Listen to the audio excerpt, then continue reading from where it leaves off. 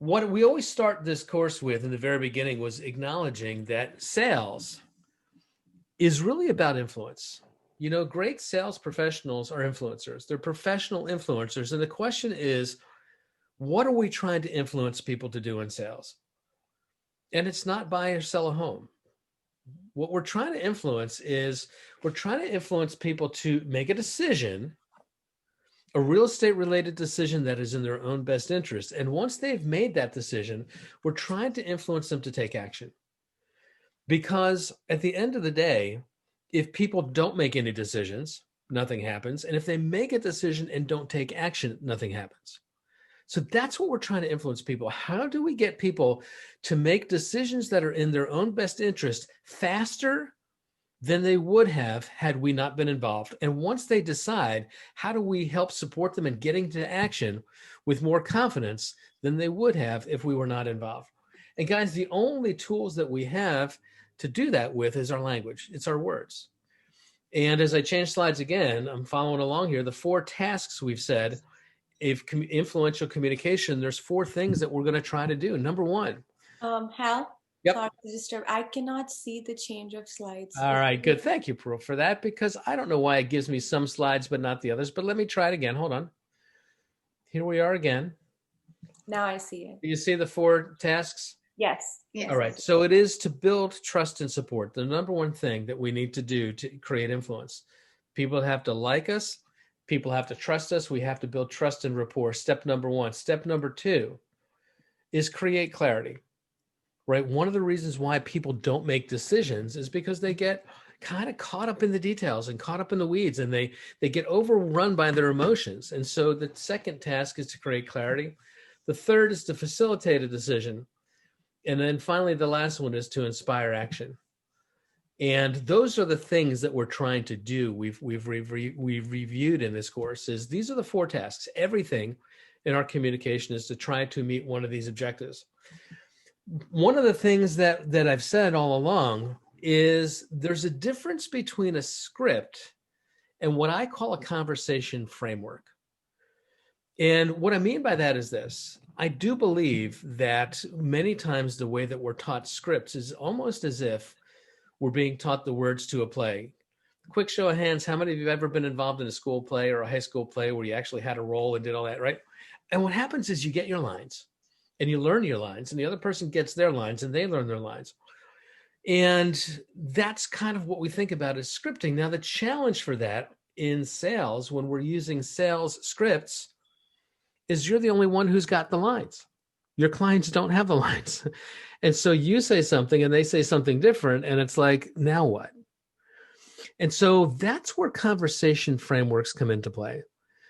There are times when the things that we have to say are very precise, and they do have to be very scripted. Here's what I mean. In addition to thinking about scripts the same way we think about plays and the lines of a play, think about scripts like prescription medicine. We call it the same thing sometimes. You go to the doctor and the doctor gives you a script. If you're not feeling well, you take that script to the pharmacy, and the pharmacist gives you a little bottle of tablets. And in those capsules, there's an active ingredient, and there's also a whole lot of inactive ingredients. And those inactive ingredients are things like buffers and time release and things like that. They're not helping you to get better. Only the active ingredient is doing that. When you have a prescription, there's a certain part of that medication that has to be delivered precisely. And there are times where the word choice and the phraseology that we choose needs to be precise and well thought out. But most of the time, the conversations can be pretty free fall. They can be pretty, as long as you have a framework of, this is what I'm trying to accomplish in the first phase of the conversation. This is what I'm trying to accomplish in the second phase. You can kind of go after it your own way once you learn the rules. So I'm not one who believes that you have to memorize scripts word for word and follow it exactly. Frankly, when I hear coaches teaching scripts in that way, I think it's largely because it takes a lot more time and energy to teach you sort of the logic behind the script and the strategy of how this language works. So to make it easier on us as trainers is we just say, read it and say it exactly that way, but it doesn't have to be. You have more flexibility than you think. Okay, that's just kind of an overarching thought that I've been talking about since October. Again, this is end of the year review. These conversation frameworks are step-by-step sequences of things that have to be achieved at each level of the conversation, right? And it includes things that need to be felt. We're trying to get people to experience a certain emotion, things that we need them to understand, things that we need them to decide, things that they need to take action on. That's all within the framework. Now, I want to get into the rules. Here's a recap of some of the rules that we've talked about. And even though I've put an order to them for the simplicity of this presentation, there's not an order that any one necessarily is more important than another, but here's rule number one. Rule number one is you have to be willing to work within your biology. Now, what the heck does that mean? There's a science to scripts, and the science is not psychology. The science has to do with the way our brain functions and the way our brain processes language. And the first thing we have to understand about the brain is it has a really important job.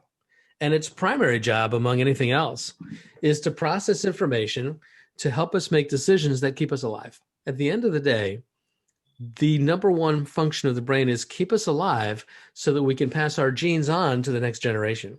As crass and as base as that sounds, that's your brain's primary function. And so what happens is we have these fear mechanisms, one of them that we call fight or flight, right? And I won't get too deep in this recap into the brain structures and the way the brain works, but what you just need to understand this big concept is that there's these three different main structures in the biology of your brain. The first one, if you think about these Russian nesting dolls, and in fact, I have some one on my shelf just to remind me of how this works. I've got my little dolls, right, with one inside the other here.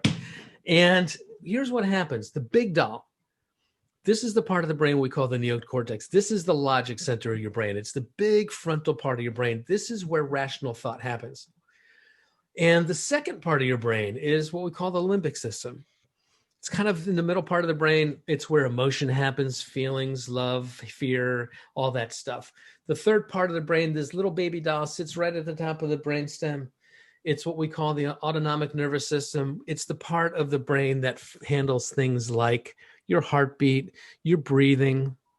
Imagine what your life would be like if you had to remind yourself to take an inhale and to take an exhale. And just to make it easier, that just happens automatically, right? But what we have to understand is this. There's this running tension between your logic center and your emotional center in your brain. And what happens here is there's this part of your brain. I'm just going to mute some folks here because it's a little noisy in the background. What happens in your brain is that there's a little gland called the amygdala. And it's the gatekeeper. And it decides which part of your brain should turn on and which part of your brain should turn off. Are we going to be in logic mode or are we going to go in emotional mode? And that's part of the fight or flight response. And the reason for that is kind of described in this visual here. I call this visual the elephant and the rider, right? And if you think about this elephant as the emotional part of your brain, and you think about this little guy here, the stick man, as the rider is the logical part of your brain. And most of the time, the rider can control the elephant. But if something happens in the environment that causes the elephant to get spooked, believe me, that rider is not strong enough to control that elephant. That elephant is going to do what that elephant wants to do. And why that works in terms of why your brain is structured and how it has to do with scripts and negotiations is this. When we feel afraid or any kind of big heightened emotional state, our logical brain is shut off. The amygdala that we talked about before shuts off the logical part of the brain. When you have a dangerous situation confronting you, you cannot overthink it. And so to prevent you from thinking too hard about decisions that require immediate action, let's go back to caveman days, right? If I'm out getting my breakfast, gathering some berries in the woods, and I hear a rustling in the bushes, I need to recognize that rustling in the bushes. I need to hear it, and I need to pay attention to it, because if it is just the wind blowing through the breeze, no big deal. But if it's a tiger looking for his breakfast and I don't notice it, then I'm going to be really in trouble. And so what happens is once I see that tiger, he comes through, I can't get all analytical about that. I can't start to look at that tiger and say, wow, that's a really big. I haven't seen a cat this big. Oh my goodness, look at him. He doesn't look happy at all. I mean, and if I overthink that moment, I am going to die. And so what happens to prevent you from that is when you are in a heightened emotional state, your logical brain is shut off. That's just the way it works. And we have to recognize that, because when it comes to script and it comes to language, here's what happens. Fear and logic cannot coexist. And when people become emotionally charged up, they cannot make logical decisions. And so one of the things that we have to recognize is that there's a lot of emotions involved in sales. There are a lot of emotions involved in purchasing a home or selling a home. And when people are driven by emotion, they cannot make rational decisions. And so one of the techniques, one of the rules that we talked about was recognizing that this is true. Our job always is to try to minimize emotion. Anytime that we have an opportunity to try to get people to de-escalate their emotion, they're going to be able to make better logical decisions. And a couple of techniques that we talked about in the early days of this course, and you can go back online and watch these on the Bergen Partners YouTube channel. But one of the techniques that we was called Name It, Tame It. And that's a technique that was probably been known about now for about the past 15 years or so. Comes out of some research at the University of Miami in Florida. And what we've determined is that when people are in a heightened emotional state, and if you were to look at their brains under MRI imaging, the emotion centers of their brain are just lit up like a Christmas tree. The logic parts of their brain have gone quiet. What happens is, if we can ask people to give a name to what they're feeling, just tell me what you're feeling right now. What happens is they say, you know what, Alicia, I'm feeling really angry, or I'm feeling afraid, or whatever that feeling is. When they give a name to that, simply identifying that causes that part of the emotional brain just to shut down, to quiet down, and the logic part of the brain re-engages. So one of the techniques that we use and to try to get people to de-escalate their emotions is just to ask them to tell me what you're feeling right now. And if that feels too much like a therapy session, especially if you're on a expired listing call, this is not a good script. Hi, is this Fatima? Fatima, Hal from Keller Williams Realty. I'm sure by now you recognize that your house has come off the MLS as an expired listing. Tell me, how does that make you feel? You know, that doesn't get you very far. But what does get you far is a technique that was created by the FBI, actually. It's called the accusation audit. If I can begin to just list a whole series of emotions that I believe that you could be experiencing right now, we call that the audit. And the accusation audit is the audit that says, I'm going to tell you what I think you're feeling. What begins to happen is you will hear them, you will identify with them, and those feelings will begin to dissipate. It sounds like this. Hi, is this Fatima? Fatima, Hal from Keller Williams Realty. I'm sure by now you've recognized that your house has come off the MLS as an expired listing. And I'm pretty sure you're getting tired of hearing from real estate agents. I mean, it must seem like we have nothing better to do than to harangue people. You must be sick to death of all of us. Why would anyone say that? Because I know that that's probably how they're really feeling. And because these expired listings are getting lots and lots of calls. And if I can identify the resistance, if I can identify the negative emotion that I believe you're feeling when it's like, oh no, here comes another realtor. I'm agitated. I'm annoyed. You guys are all ambulance chasers. Where were you when I was trying to sell my house? If I can start to articulate that for you, what begins to happen is you begin to calm down and the logical brain kicks in. And here's what the response typically is. Yeah, you're right. You're the first person that actually understands my perspective. It's actually an act of joining and connecting. And one of the first tasks of communication is to build rapport. And so this technique of the accusation audit is one that freaks a lot of agents out. It freaks people out to say, oh my God, why would I say that? Why would I say you must be tired of hearing from real estate agents? because it gives you a common ground to show that you see the world the way they see the world. And it's an actual way to connect and build rapport. So that was one of the techniques that we talked about. And I'd encourage you to think about how could you build in accusation audits into your scripting. I gave you one example on an expired listing, right? Where else could you use them? There's other fears that cause people to shut down and to become illogical. And we talked about DISC behavioral style, right? I did a whole series on DISC earlier on, about a month or so ago. DISC is a behavioral system that looks at people's behaviors and it identifies their behavioral style. And what we said is, depending on the style that you are, whether you're a high D or a dominant personality style, or high I and an influencer, a high S and a steady, or a high C and a compliant, if you look at these are different criteria. Hang on for a second, Frank. On the top end, can you see this slide here of the outgoing? Okay. The D's and the I's are very outgoing. The C's and the S's are more reserved. The I's and the F's are very people-oriented. You know what I'm going to do? I'm just going to mute you here for a second because I think I hear some little voices behind us. And the D's and the C's are task-oriented. Well, here's what we know. As a certified licensed DISC trainer, let me tell you what we know. The fears that people have are predictable. High D's, the number one fear, is their fear of being taken advantage of. The high I's, the influencers, about 17% of the population or so, or excuse me, 11%. It's the fear of rejection. It's the fear of rejection. The high S's, 2/3 of the population, 69% actually. S is the dominant behavioral style. Their biggest fear is the loss of control, the loss of security. And C's, the compliance. The detail-oriented, task-oriented folks, their biggest fear is being criticized for making a mistake.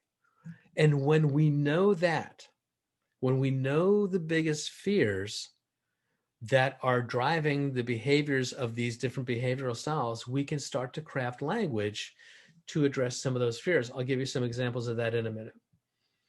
Patterns and biases we talked about in this class. And again, we go back into linguistics. Here's what we know. If the brain is trying to constantly scan our environment to keep us safe, things that look familiar feel safe. Things that look unfamiliar feel dangerous. And so there's safety in patterns, in things that seem consistent.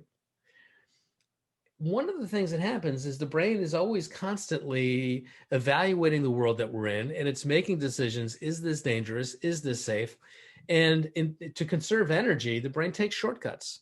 And we call these biases and heuristics. And what that means is, when I see the formation of a little bit of a pattern, I assume I know the whole rest of the picture, so I don't have to spend any more time thinking about it, right? We know that there's lots and lots of biases that people have out there, one of which, whether we like it or not, is a bias that much of the public has, which is the I don't really like salespeople bias. I think they're pushy. I think they're bossy. I think they're just out for themselves. I don't really think that they're interested in me at all. That's a bias. And one of the things that we have to do is to learn, how do we overcome that? So some strategies about bias is that sometimes our biases we talked about can be resistance triggers. When we show up, if we believe that the I don't like salespeople bias is a real one, and guys, it is. If you don't believe that's true, just start to look at surveys like the Harris polls. When you start to study and look at what are the professions that the public reveres and what are the professions that the public doesn't really have much use for. Salespeople are usually in the very bottom of that because the perception is we're out for ourselves. Doctors, nurses, frequently at the high top of that list. But salespeople, the perception is, I don't really care for you guys because you're not in it for me, you're in it for you. And if we know that that's true, if we show up in front of a client and begin to sound really salesy in the things that we say, we're going to trigger that resistance, that, oh my God, here's just another cheesy salesperson. Some of the scripts that we've been using for decades and decades and decades are so predictably salesy that they actually trigger resistance. Sometimes the presentations that we do, which are so predictably the same, a listing presentation from five different companies does not look that different. It's the PowerPoint show, and it looks and smells and tastes exactly the same. I've seen them for years. And what happens is when we show up and we do the exact same kind of listing presentation that they expect us to do, it triggers a resistance. So what do we do about that? We do something that we call a pattern disruption. A pattern disruption is to show up and say something or do something unexpected. And I gave some examples a few weeks back when we did some notes from the book Words, Magic Words, right? And that was one of them was by beginning by saying, look, I don't know if this is for you, but that is not something that people typically expect a salesperson to say. The expected pattern is to believe, I think this is for you, and let me show you why. And what we talked about was coming up with a pattern interrupt, changing the pattern through the statements like, this may not be right for you, but, and then fill in the story. And when you lead with the objection, it takes the pressure off. It's something unexpected. So pattern interrupts are ways that we talked about. How do we create a difference in what's expected, right?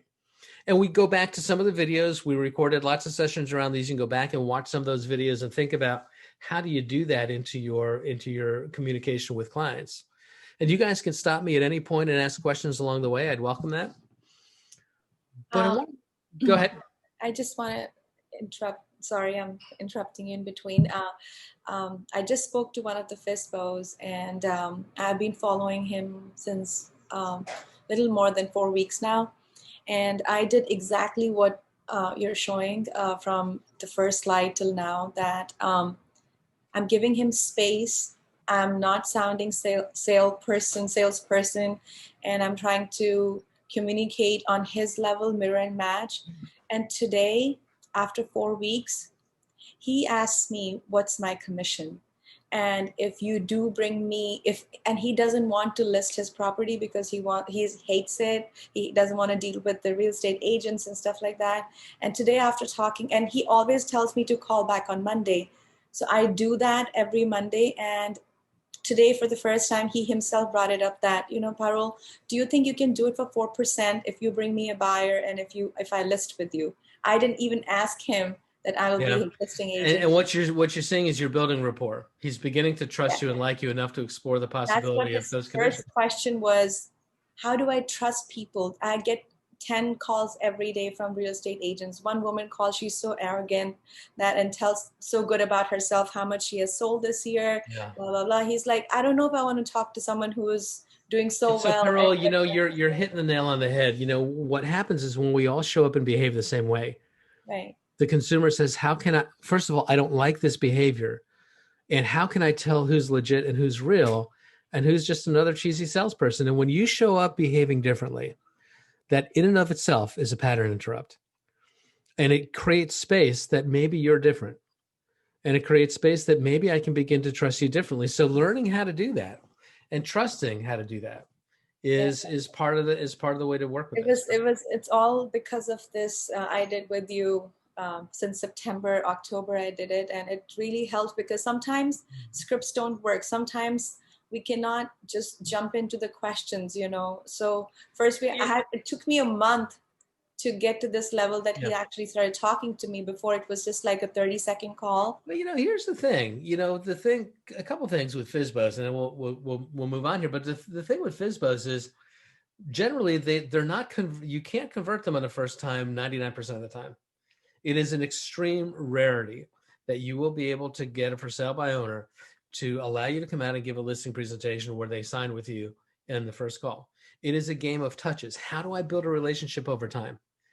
And Monday is in fact the best day to call FISBOs. I'm glad that you called on Monday, because Monday is the day after the weekend. If they've had an open house, that's when they've had their showings. That's the best day of the week to evaluate, how is this going, right? So I'm glad that you're getting closer. And all we need to do is we're getting into the red zone. All we got to do now is get them to list with you. Right? Yeah, I think it's going to happen. I'm Positive. I'm positive too. I want to change gears here to rule number 2. This is a communication rule. The first rule, what we talked about, was to just trust the biology. Know that this is based in science, and trust that this works because it's the way that the human brain works. And that means it's the same based on gender. It's the same based on religion. It's the same based on sexual orientation. It's the same based on cultural background. As long as you're talking to a human being, this is the way their brain works. And once we understand that that crosses all cultural barriers, it gives us a lot of flexibility. Rule number 2, we call it the Mehrabian rule. What does that have to do? Here's what it is. Albert Mehrabian was a researcher at UCLA in the 1960s. Again, they started to try to look at decoding communication, and here's what we found. 7%, only 7% of communication is in the words that we choose. 38% of communication is the vocal elements of how are those words said. 55% of communication is all that nonverbal stuff, right? If you're sitting across from somebody, it's your body language. It's the sense of confidence or anxiety that we give off when we're in front of people. That is 55% of communication. And when we know that that's true, we need to focus on the things that pay off better. The word choice is important, but it's not as important as how those words are said. And so we spent some time talking about mirroring and matching. Pearl, you mentioned that before. Mirroring and matching is designed to try to sound the same way as other people sound so that we can be perceived as familiar. If familiar patterns seem safe, people who sound like me are inherently safer than people who sound differently than we do. And biologically, the way that that evolved is that historically, human beings have been very tribal creatures, and people who live in different tribes develop their own languages, right? People who live in different parts of the world speak different languages is just a way of kind of identifying that we're different. And if you're different, I maybe can't trust you immediately. Maybe I need to just pay attention to you more. When you've got a big tribe like the United States, a big geographic tribe, what happens is we all speak the same language, but we speak different dialects as a way of showing that you're not regionally from the same place. People in Boston will sound different than Austin, and yet they're still speaking English. And what we know is that if we can mirror and match and try to sound more like the people that we're talking to, it creates a sense of safety. It breaks down that resistance. It causes a willingness to kind of hear you out. And so how do we do it? Well, we listen to the pace of their speaking and try to match it. We listen to the tone of their voice and try to match it. We listen to the volume. When they speak louder, we speak louder. When they slow down and quiet down, then we quiet down. Even the inflection of their voice is what we're trying to get after here. And guys, this takes practice. This takes practice to be able to listen to the vocal elements of the person you're speaking to and to try to mirror it and to match it. I'd encourage you to play with this and try to mirror and match the people in your own world. Just understand the people that are the very closest to you will catch you because they will recognize that your speaking is different because they're so tuned into the way that you sound when you speak that if you change it up and try to mirror and match them, they're going to start to notice it. But most people don't. The people in the supermarket or the banker or wherever it is, we try to mirror and match it in our clients when we're talking to our clients.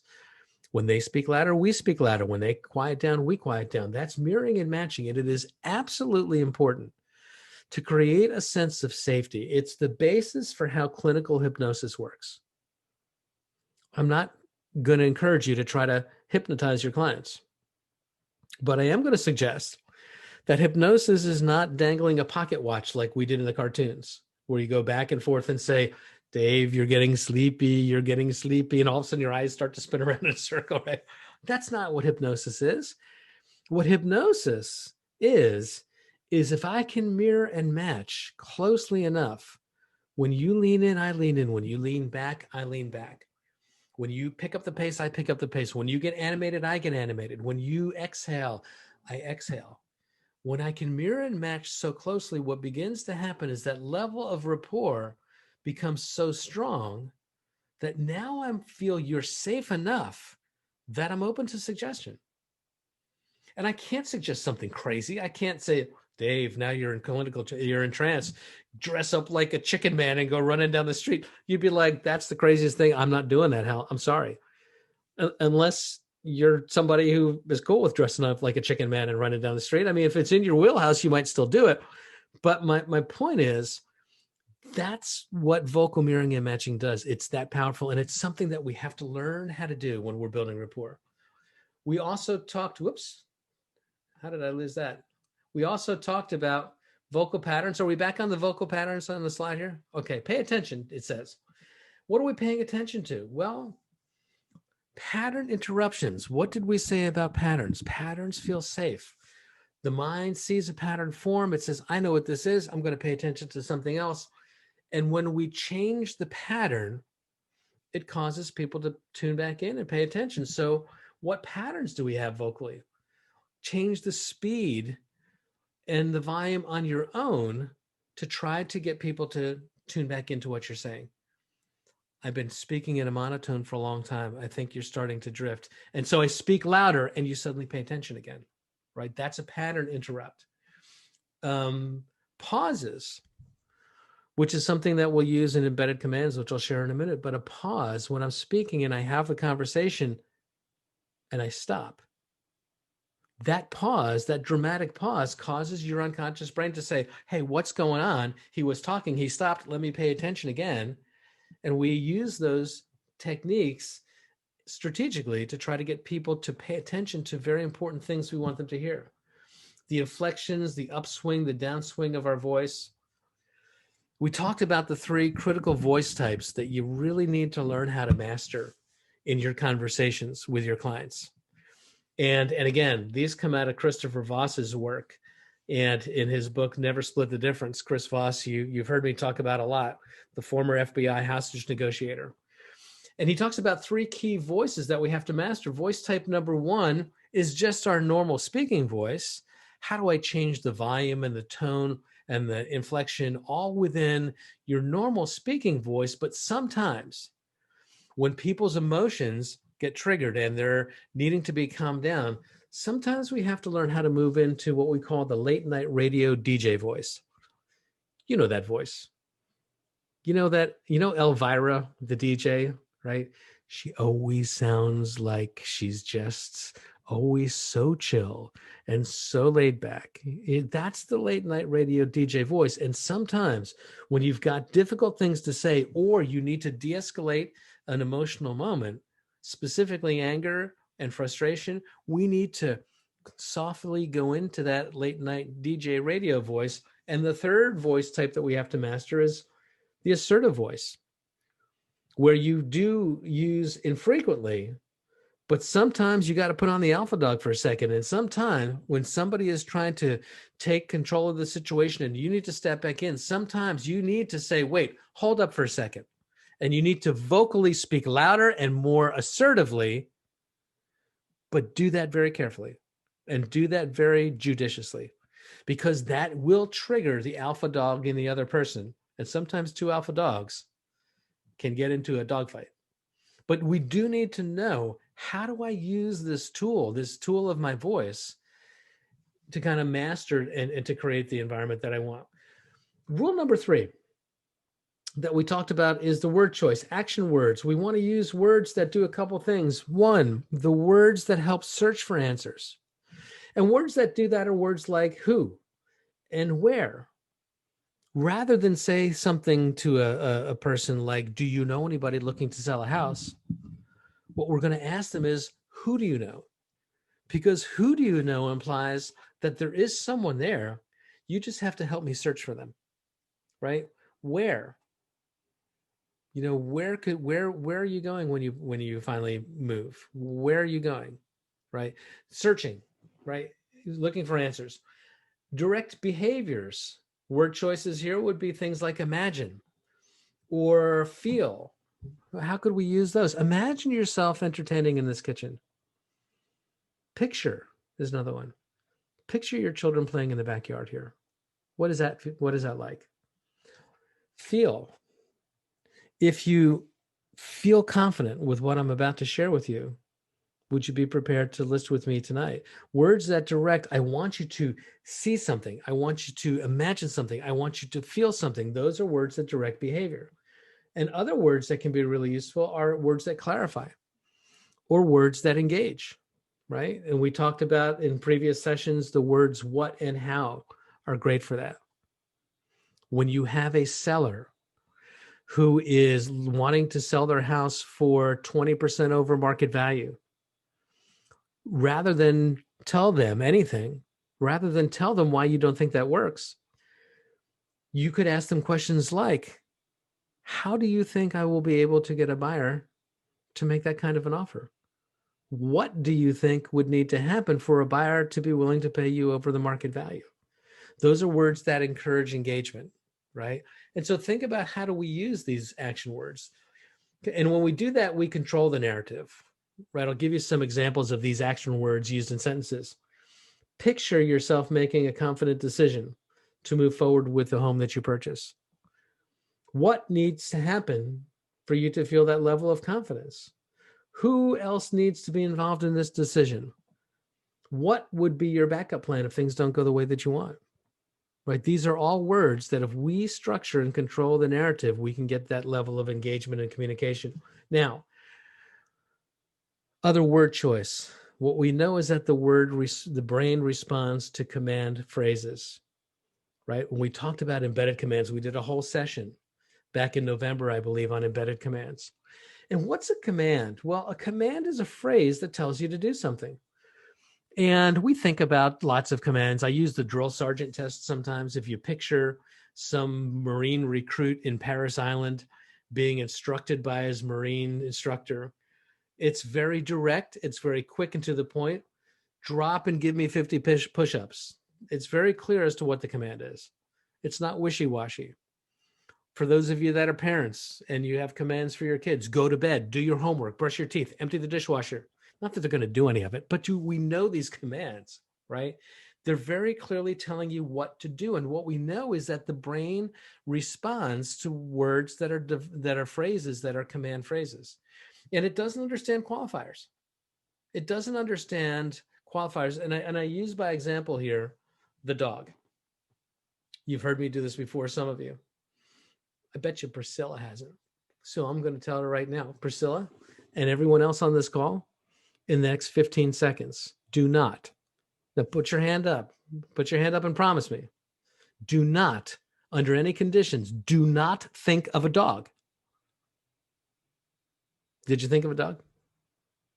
Yeah, you did. Unmute yourself for a second, Priscilla. Just tell me about that. I begged you. I pleaded with you not to do it. Did you? What? Tell me about the dog you thought of. The specific kind of dog? I just thought of any dog. You I saw a Rottweiler yesterday. You pictured a Rottweiler. I said, don't think of a dog. And then instantly a Rottweiler showed up. Yeah. Why? Because your brain cannot not do that. Right. It heard think of a dog. It thought of a dog. Even though I said, please, please, please don't do it. As soon as you phrase it in a command, your brain automatically responds. It is the way you're biologically wired. And when you know that, you can use those command language phrases strategically in sentences. We call those embedded commands. Now, before we get to embedded commands, one of the things that we have to be real clear of is if we're not careful in our scripting, we can use commands that we don't mean to. For example, here's the sentence. If you keep your house off the market any longer, you'll sell it for less money than you want to. And in a market like we're in right now, which is blazing hot, that's really good advice. However, in that sentence, there's a couple of key commands. First one, keep your house off the market. Is that what I would want a seller to do? No, but it's what I told them to do linguistically. You'll sell it for less money. Is sell it for less money what I want them to do? No, but it is the command that I gave them. And so if we're not really careful, if we're just conversational and we think we're communicating, we've got to be super careful, because this is where we can cause resistance, where people are saying, I'm not really sure. And if you really want to screw somebody up, here's what you do. You confuse them like this. If you keep your house off the market any longer, you sell it for less money. So why not list your home tonight? And what they're saying is, hell, wait, what? Hold on. In the 55% of the unconscious communication, they're saying, dude, you're telling me to keep it off the market, list it tonight, sell it for more money, but you want me to sell it for more money. I don't know what you want from me, and I'm really confused. And that does not create the level of trust that it requires for people to move forward. And we get all kinds of feedback when we create this kind of confusion. We get feedback that says, you know what, I just need to think about this a little longer. We need a day to sleep on it. That's code for, I can't really put my finger on it because what you said made sense, but inside I feel uncomfortable. And we lose the opportunity. So we do need to be clear about the word choice and create the right kinds of commands that say what we want to say. I'll give you some that are influenced by DISC. Remember we talked about DISC behavior? We said was the biggest fear of a driver is to be taken advantage of. Here's how you could build in embedded commands in a sentence for them. Take advantage of the best housing market that we've seen in years. I want them to take advantage. Their fear is being taken advantage of. I'm going to instruct you to take advantage of the best housing market that we've seen in years. The biggest fear for the eyes, fear of rejection. What could we say here? You'll earn the appreciation of your entire family when you buy the home they'll love forever. Right? What are we saying here? We're saying earn their appreciation, buy the home. We're giving them instructions. And if the instructions are consistent with neutralizing their biggest fears, they're going to take those instructions faster. Now, you'll notice here, just in the language, and we go back to the class back in October on embedded commands. See these little dots before and after? Those are just to indicate a pause. Remember the idea of when I'm speaking to you and I stop and just take a short pause, it causes the unconscious brain to tune back in. And what is it that hears when it tunes back in is the embedded command. So here's how it sounds. Chang, you'll earn the appreciation of your entire family when you buy the home they'll love forever. It's just a short little pause, just a short break in the cadence. But when you learn how to build those commands into the sentence in that way, let me give you some other examples. The high S. Biggest fear is the loss of control and uncertainty. My team will take care of all the details and reduce your uncertainty throughout the selling process. What's the command here? Reduce your uncertainty. If I command you to do that, you're going to feel safer. You'll neutralize your biggest fear and you move forward with me. The last one, the C's, the criticism of making mistake. Here's the script. The numbers show that I typically sell for 5% more than the average agent in the MLS. So why not do the right thing and put me to work today? Do the right thing is the instruction. If the fear is making a mistake, do the right thing reinforces making a good choice. And when we go back to that session on embedded commands, learning how to do this and learning these rules so that you can just kind of do it on the fly, and it takes practice, guys. That's why we do script practice, so that you can just learn how to do this on the fly. Because I don't know exactly when I'm going to need to say that sentence or where it's going to fit in, but I know that when I say it, I'm going to have to deliver it in this manner, right? Rule number 4, we'll keep an eye on the time here. Pleasure versus pain. Here's what we know. Action is always moving towards pleasure and away from pain. Emotion is the basis of all human behavior. And here's what we know. Avoiding pain is a much more reliable predictor of people's behavior than moving towards pleasure. If I can do something to avoid pain, I will do it faster than I will to do something to get some positive gain. And so when we know that, we need to understand that part of our job in getting people to make decisions and to take action is to create some discomfort for them around the status quo. How do I use my language to make it so that doing what you continue to do which feels so safe, is less comfortable than doing what I want you to do, right? Self-consistency. One of the biggest discomforts is seeing ourselves as inconsistent with our own self-image or out of alignment with our own goals. And so if we can show people how the things that they're choosing to do are out of alignment with their own goals or not consistent with how they see themselves. Here's a script that we teach in the home buying process. Mr. and Mrs. Homebuyer, do you see yourself as a competitive person? Do you play the game to win, or do you just play the game for the fun of playing the game? Most people will identify themselves as competitive, whether they are or they're not. Most people have a way of seeing themselves as competitive people. And what that does is it sets us up so when we find the home of their dreams and they don't take action, now we can start to challenge that behavior by being inconsistent with their own self-definition of someone who's competitive, right? That's how we use these things, right? Pick pleasure and the self-disclosure loop. What we said is behavior is either driving to avoid pain or driving towards pleasure. And one of the things that we learned is that we can use our scripts to create a heightened sense of pleasure when we do something called the self-disclosure loop, which is what? It's getting people to share their experience and us paying attention. When I get someone to talk to me, not just talk to me, but talk to me about things that matter to them, things about their experience. Tell me what it was like to live in this home. What was your favorite part of being here all these years? What's it, the coolest part of being in your neighborhood? When people talk about their own experiences and we lean in and we listen, what happens is there's actually a release of dopamine in the brain. It's this sort of neurotransmitter that feels a little bit like a little crack. It's a little speed. It feels great. And when we get people to talk about their own experience and we pay attention, they begin to feel this sense of, I'm not sure what it is about talking to you, Sonia, but I'm kind of enjoying it. I don't know what it is, but I'm digging this conversation, right? And when we learn how to leverage that, especially early on in a relationship, and get people to talk about what matters to them and why it's important, they begin to feel a sense of enjoying us, and it breaks down some of their resistances. Sonia, your question is, will you post this presentation? The answer is yes. I will pop it up into the YouTube channel a little bit later this week. Be aware of disc styles when you do that, right? Okay. How you engage a high D would be different than a high S or whatever, but I want to move on to rule number 5, and we're going to go a little bit after 3. So anybody who's going to be waiting for my office hour is going to have to wait a little bit.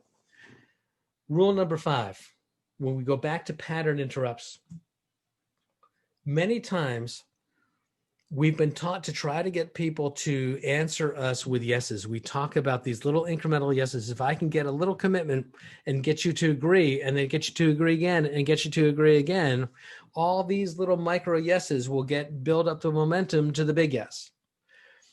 And here's what marketing through the years has conditioned people to do. Marketing has conditioned people to believe that yes is a trap. What do I mean? Have you ever watched late night television and the ads come on and they begin by asking you a series of questions? Would you like whiter and brighter teeth? And you sit there and you go, yeah, I would. Would you like to be the envy of all your, yes. Would you like this? Yes, I want that. I want that. I want that. And then all of a sudden, what do? They whack you over the head with the clothes for only 3 payments of $99.99. And you're like, damn it, it was a trap. And what begins to happen is that in marketing, we've conditioned people that if I answer yes to a salesperson, it's going to be the slippery slope to the mousetrap snapping on my head. And it feels scary. And so when we're calling people and we're asking questions right out of the gate that require a yes answer, don't be surprised if they're hesitant to give it to us. Here's a classic example. Mr. and Mrs. Expired listing. I see that by now you notice that your house came off the MLS as an expired listing, and I'm just curious, are you willing to interview a stronger agent who could actually get it sold for you? Seeing ourselves as a stronger agent, what we're going to hope that they say is yes, except they don't. They don't say yes.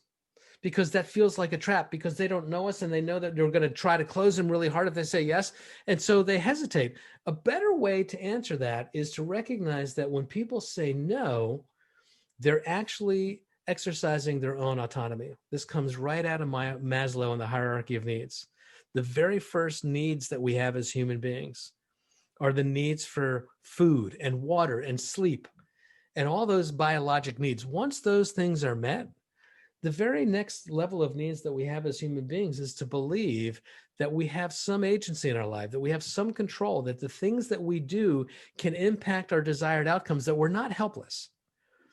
And when you ask people to say no to you, what you're asking them to do is to show that they have autonomy.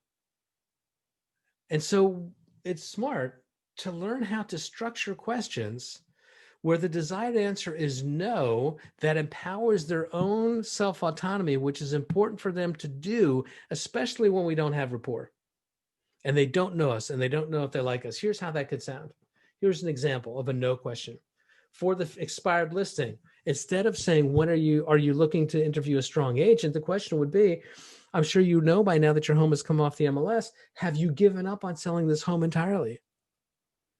The answer I want there is no. Because if they say no, they haven't given up, then the door is open for me to have a conversation. And they have exercised their autonomy and feel more in control. Here's another example. We'll do this one for the FSBO. Mr. and Mrs. for sale by owner.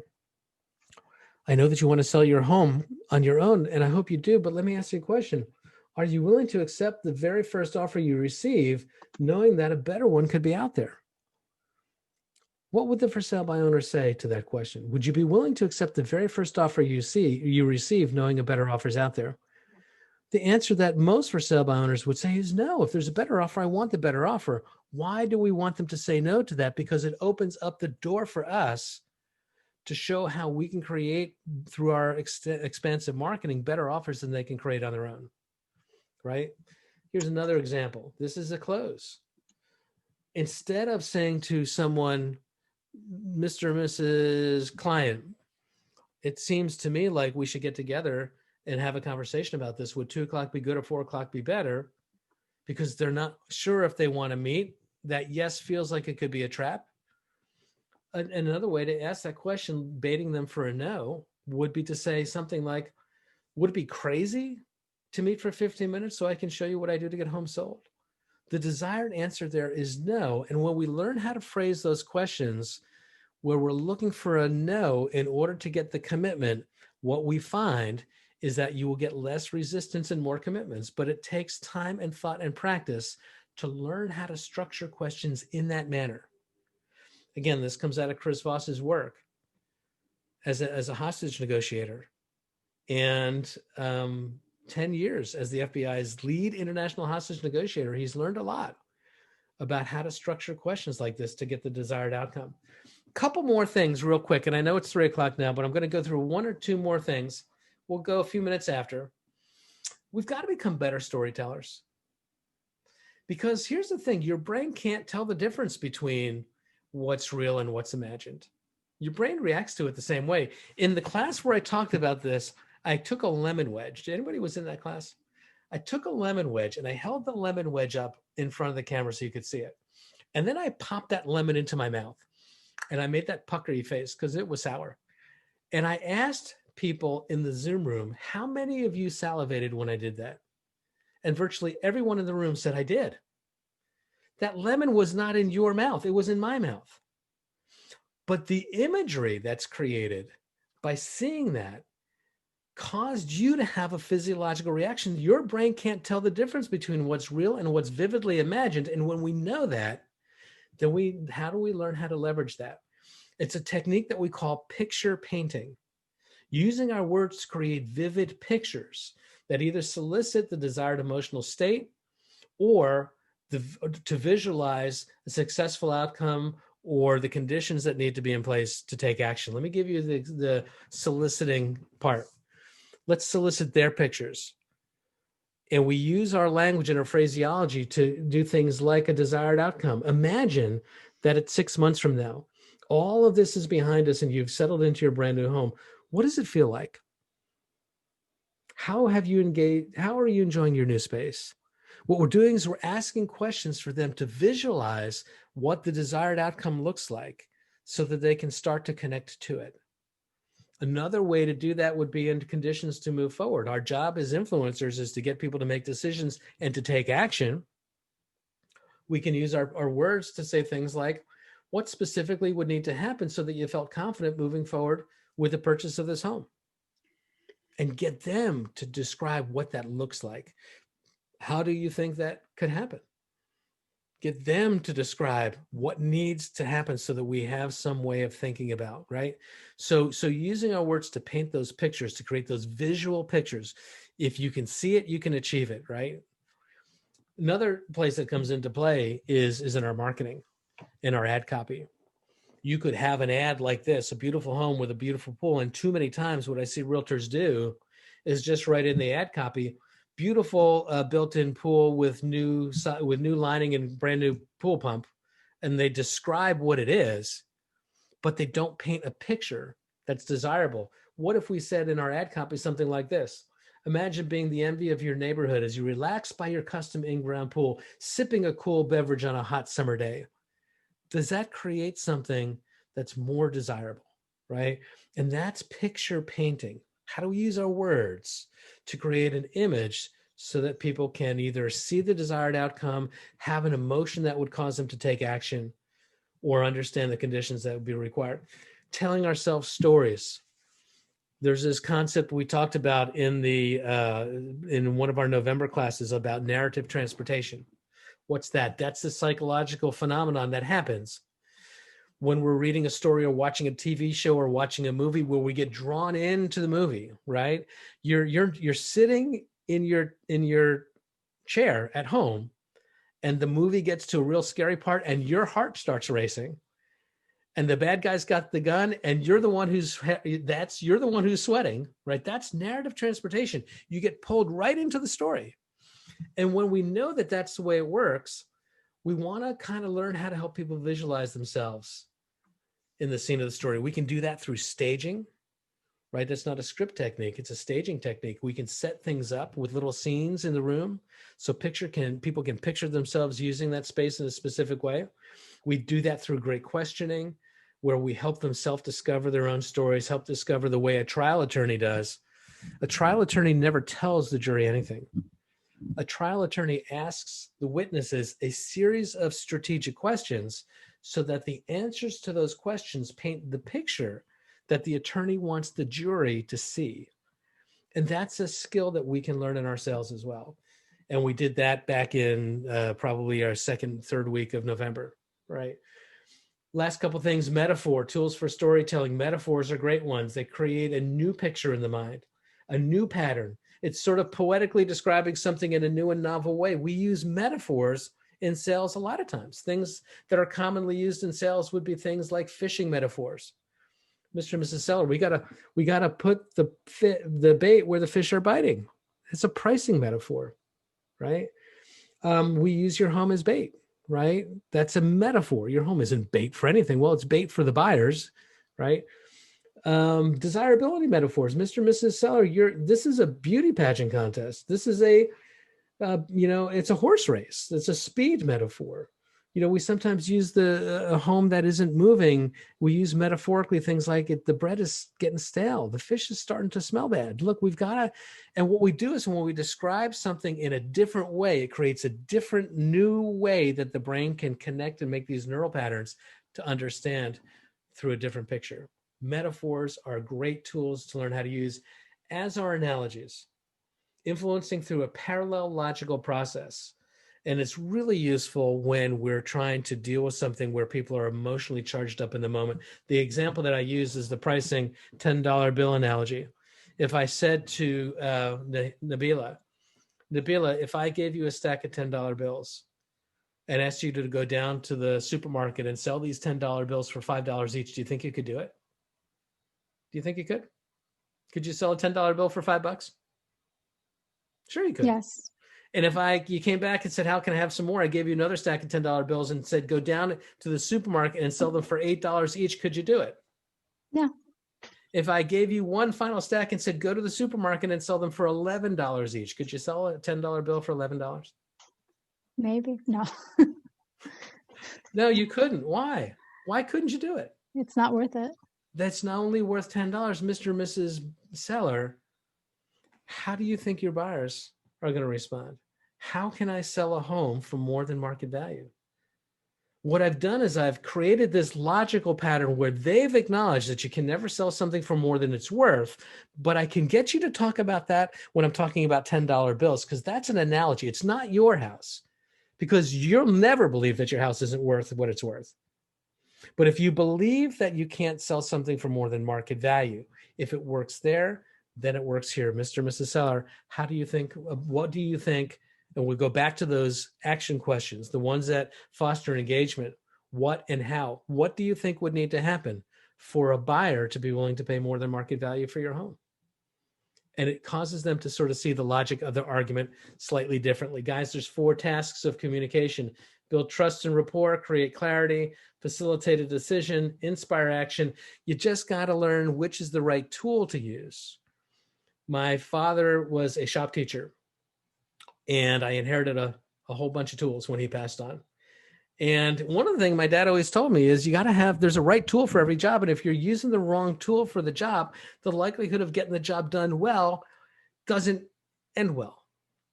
And so you got to use the right tool. And so the tools that we've talked about in this course so far, in this recap, is building trust and rapport. The pattern interruptions can do that, right? Because it causes you to show up differently than people expect. They learn to trust you differently. Parul gave a great example of how she approached a for sale by owner differently, and as a result, got more traction.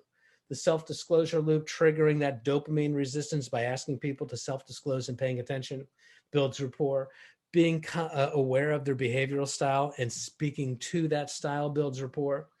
Mirroring and matching vocalizations is probably one of the most powerful ways of building quick rapport with folks.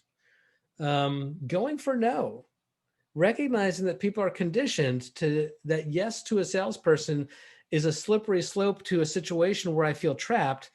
Structuring those questions early on where we enable them to answer us with a no, thereby feeling more in control, is a rapport builder, right? The accusation audit is a rapport builder, where we start to ask that we name the feelings that we think that they're having, those negative feelings, to help quiet those down so that their emotional brain shuts down and their logical brain kicks in. The other tools: create clarity, name it, tame it, right? The accusation audit, picture painting, self-discovered stories and questions, metaphors and analogies all create clarity. Facilitating decisions through self-discovered stories, facilitating decisions through tactical discomfort, causing people to become uncomfortable with the status quo so that they do something different, right? Inspired action. Picture painting does that. Action words do that.